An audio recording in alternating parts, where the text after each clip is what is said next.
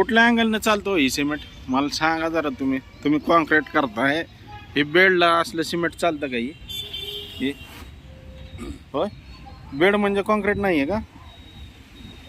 1 महिना सिमेंट पाण्यामध्ये बुजलेला आहे, तुम्ही ती सिमेंट जर कॉन्क्रीटला वापरताय किती दिवस चालणार आहे ती रोड?